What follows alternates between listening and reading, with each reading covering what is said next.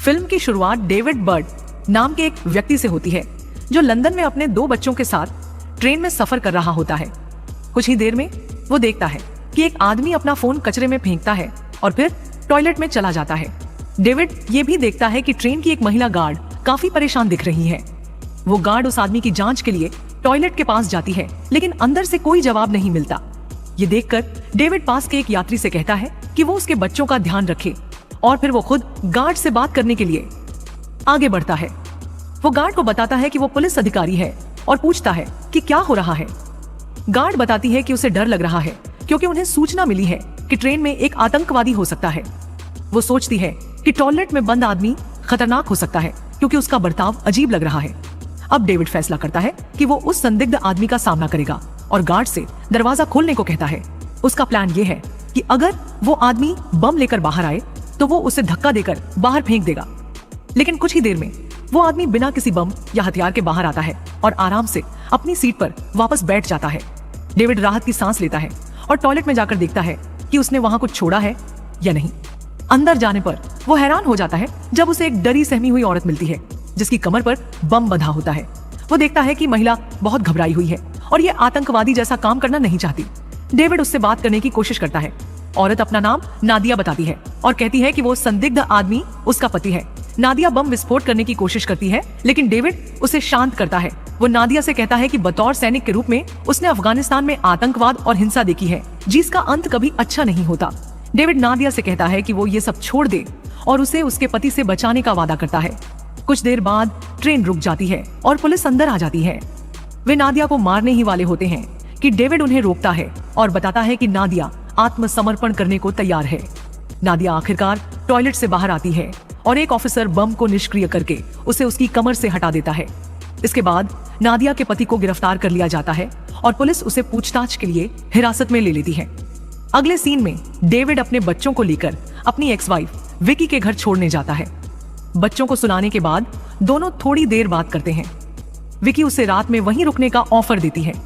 David उसे किस करने की कोशिश करता है, लेकिन वो तुरंत मना कर देती है और कहती है कि उसका ऐसा कोई मतलब नहीं था।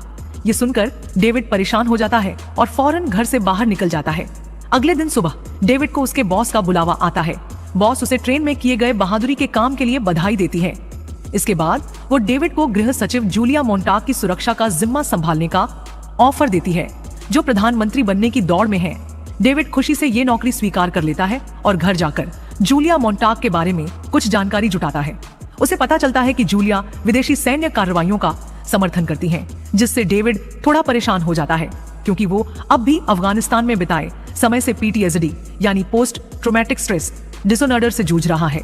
अगले दिन डेविड अपने पहले दिन काम पर जूलिया के साथ काम शुरू करता है। वो उसे सुझाव देता है कि उसकी सुरक्षा के लिए मंत्री भवन के अंडरग्राउंड दरवाजे से प्रवेश करे, लेकिन जूलिया इसमें कोई दिलचस्पी नहीं दिखाती और बिना कुछ कहे चली जाती है। डेविड दिन भर उसका पीछा करता रहता है जब तक वो काम करती है और दिन के आखिर में उसे घर छोड़ने जाता है। ड्राइव के दौरान डेविड ड्राइवर को एक दूसरा रास्ता लेने का सुझाव देता है क्योंकि मौजूदा रास्ता उसे असुरक्षित लगता है। उसकी इस बार बार की दखलंदाजी से जूलिया काफी नाराज हो जाती है, लेकिन डेविड कहता है कि वो सिर्फ अपनी ड्यूटी कर रहा है। जब वे जूलिया के घर पहुंचते हैं तो डेविड हर कमरे की जांच करने लगता है ताकि किसी भी सुरक्षा खतरे को ढूंढ सके। इससे जूलिया फिर से परेशान हो जाती है और उसे वहां से जाने को कहती है, लेकिन डेविड जूलिया की फ्रस्ट्रेशन समझाता है। कुछ समय बाद जूलिया डेविड की रिपोर्ट पढ़ती है और उससे पता चलता है कि डेविड वही आदमी है जिसने ट्रेन बम धमाके की घटना को सफलतापूर्वक रोका था। ये जानकर वो उसके प्रति नरम हो जाती है और अपने पिछले व्यवहार के लिए माफी मांगती है। डेविड भी इसे ज्यादा तूल नहीं देता और वे हाथ मिलाकर मामले को खत्म कर देते हैं। अगले दिन जूलिया एक इंटरव्यू के लिए तैयार हो रही होती है, तभी उसकी सहायक गलती से उस पर कॉफी गिरा देती है। डेविड तुरंत बिना किसी हिचकिचाहट के अपनी शर्ट ऑफर करता है और जूलिया उसकी इस मदद से इम्प्रेस हो जाती है। थोड़ी देर बाद इंटरव्यू शुरू होता है और डेविड देखता है कि जूलिया अपनी सैन्य योजनाओं पर बात कर रही है। ये सब सुनकर डेविड को तनाव होता है क्योंकि उसे अपने युद्ध के पुराने अनुभव याद आने लगते हैं। शाम को जब वे जूलिया के घर पहुंचते हैं तो वो डेविड को उसकी शर्ट के लिए धन्यवाद देती है।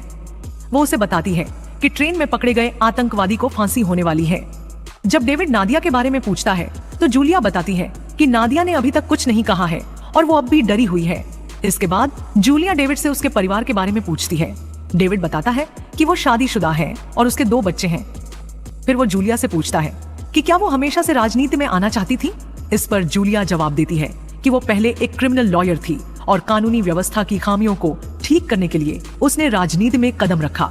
डेविड उसकी कई योजनाओं से सहमत नहीं होता तो जूलिया उसे कहती है कि उसे उसके लिए वोट करने की जरूरत नहीं है, बस उसकी सुरक्षा करनी है।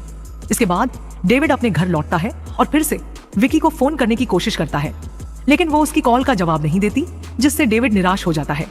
अगले दिन वो विकी से मिलने की उम्मीद से जाता है, सोचता है शायद वे सुलह कर लें, लेकिन विकी उसे चौंकाते हुए बताती है कि उसने किसी नए व्यक्ति से मिलना शुरू कर दिया है। ये सुनकर डेविड दुखी हो जाता है और उससे अनुरोध करता है कि अभी तलाक न ले। वो कहता है कि अगर उसे कुछ हो जाता है तो विकी उसकी पेंशन हासिल कर सकेगी, बशर्ते वे कानूनी रूप से अभी भी शादीशुदा हों। अगले दृश्य में डेविड अपने पुराने दोस्त एंडी से मिलता है, जिसके साथ वो सेना में ड्यूटी कर चुका था। एंडी का चेहरा ड्यूटी के दौरान हुए हादसे में बुरी तरह घायल हो गया था और वो मानसिक रूप से भी काफी आहत है। जब एंडी को पता चलता है कि डेविड गृह सचिव के लिए काम कर रहा है तो वो निराश हो जाता है। वो डेविड को ताने मारते हुए कहता है कि वो उन्हीं नेताओं के लिए काम कर रहा है जिन्होंने उन्हें युद्ध में मरने के लिए भेजा और उनके कई साथियों की मौत का कारण बने। डेविड को एहसास होता है कि एंडी सही कह रहा है, लेकिन वो कुछ नहीं कहता। अगली सुबह डेविड अपने बच्चों को स्कूल छोड़ने जाता है। पता चलता है कि उसका बेटा मेंटल ग्रोथ की समस्या से जूझ रहा है, जिस वजह से दूसरे बच्चे उसे लगातार तंग करते हैं। उसका बेटा स्कूल जाने से मना कर देता है, लेकिन डेविड उसे हिम्मत देता है कि वो उन बदमाशों का सामना करे और प्रिंसिपल को उनकी शिकायत करे। कोई और चॉइस ना होने पर लड़का न चाहते हुए भी फिर से स्कूल के अंदर चला जाता है। बाद में जूलिया और डेविड काम के लिए जा रहे होते हैं जब डेविड को अपनी पूर्व पत्नी विकी से बार बार कॉल आने लगती है। शुरू में वो कॉल्स को नजरअंदाज करता है, लेकिन जब कॉल्स लगातार आती रहती हैं, तो जूलिया उसे फोन उठाने के लिए कहती है। विकी उसे बताती है कि उनके बेटे के लिए जिस स्पेशल स्कूल में उन्होंने अप्लाई किया था वहाँ उसकी जगह नहीं मिली। वो बहुत परेशान है, लेकिन डेविड उसे भरोसा देता है कि वे किसी और खास स्कूल का इंतजाम कर लेंगे। फिर डेविड कहता है कि वो काम पर है और फोन रख देता है। जब वे अपने लोकेशन पर पहुंचते हैं तो डेविड जूलिया से पर्सनल कॉल लेने के लिए माफी मांगता है, लेकिन जूलिया को इससे कोई परेशानी नहीं होती। ऑफिस में जूलिया एक शख्स से मिलती है जो उसे एक संभावित आतंकवादी हमले के बारे में बताता है, जो कि एक स्कूल पर होने वाला है। वो आदमी बताता है कि ये वही स्कूल है जहां डेविड के बच्चे पढ़ते हैं। ये सुनकर जूलिया चौंक जाती है। उन्हें शक है कि यह हमला डेविड के ट्रेन पर हुए आतंकवादी हमले को रोकने के प्रयास का बदला हो सकता है। हालांकि वे स्कूल को सूचित नहीं करने का फैसला करते हैं और लोगों में दहशत न फैलाने के लिए सुरक्षा बढ़ा देते हैं। अगली सुबह बच्चे स्कूल में खेल रहे होते हैं, तभी आतंकवादी एक सफेद वैन में आकर हमला करने की तैयारी करते हैं। ये देखकर एक टीचर जल्दी से बच्चों को अंदर ले जाता है और एक पुलिस वैन स्कूल के सामने आकर आतंकवादियों को रोकती है। फिर पुलिस आतंकवादियों पर गोली चलाती है, जिससे उनके ट्रक का एक्सीडेंट हो जाता है। ऐसा लगता है कि वे मर चुके हैं, इसलिए एक ऑफिसर ट्रक की जांच करने जाता है, लेकिन अफसोस उनमें से एक आतंकवादी अभी भी जिंदा होता है और अचानक बम विस्फोट कर देता है। इससे गाड़ी में धमाका होता है और 3 पुलिस ऑफिसर मारे जाते हैं। बाद में जब डेविड इस हमले के बारे पता चलता है तो वो तुरंत विकी को कॉल करता है और राहत की सांस लेता है जब उसे पता चलता है कि उनके बच्चे सुरक्षित हैं। इसके बाद उसे उसके बॉस बुलाते हैं, जो उसे बताते हैं कि ये घटना उस ट्रेन हादसे का बदला हो सकती है, इसलिए उसकी पत्नी और बच्चों को किसी और हमले से बचाने के लिए सुरक्षित जगह पर भेज दिया गया है। इससे डेविड खुश होता है, लेकिन फिर उसके बॉस उसे चौंका देते हैं कि उसे जूलिया की सुरक्षा से हटा दिया गया है और अब उसे एक डेस्क जॉब दी गई है। डेविड ये जानने की कोशिश करता है कि उसे ये सजा क्यों दी जा रही है, लेकिन उसका बॉस बताता है कि क्योंकि आतंकवादी अब उसके पीछे हैं, इसलिए जूलिया के साथ उसका रहना बहुत खतरनाक है। आखिर में डेविड को अपने सीनियर ऑफिसर के आदेश मानने के अलावा कोई और रास्ता नहीं बचता। बाद में डेविड फिर से एंडी से मिलता है और शराब पीता है। वे सरकार की आतंकवादी हमले पर दिए गए जवाब पर बात करते हैं और एंडी कहता है कि जूलिया बस इस मौके का फायदा उठाकर और भी ताकतवर बन रही है। वो पूछता है कि अगर जूलिया वही अनुभव करती जो उन्होंने किया तो वो कैसा महसूस करती। ये सुनकर डेविड चौंक जाता है, क्योंकि उसे समझ आता है कि उसका दोस्त जूलिया को नुकसान पहुंचाने का प्लान बना रहा है। अगली सुबह विकी को एक खत मिलता है जिसमें बताया जाता है कि एक खास स्कूल में उनके बच्चों के लिए अचानक एक जगह खुल गई है। वो तुरंत डेविड को बताती है और वे इस खुशी का जश्न मनाते हैं। बाद में उसे उसके बॉस फिर से बुलाते हैं, जो उसे बताती है कि अब उसे जूलिया के बॉडीगार्ड के रूप में फिर से काम पर रखा गया है। डेविड पूछता है कि ये कैसे हुआ, तो वो जवाब देती है कि लगता है जूलिया ने कुछ ऊंचे ऑफिसर से दोस्ती कर ली है। ये सुनकर डेविड फौरन समझ जाता है कि ये जूलिया ही थी जिसने उसे वापस बुलाने और उसके बेटे के स्कूल की समस्या में मदद की। बाद में वो ड्यूटी पर रिपोर्ट करता है और जूलिया कहती है कि उसे वापस पाकर अच्छा लग रहा है। शाम को वो उसे डिनर पर बुलाती है, जिसे वो खुशी से स्वीकार कर लेता है।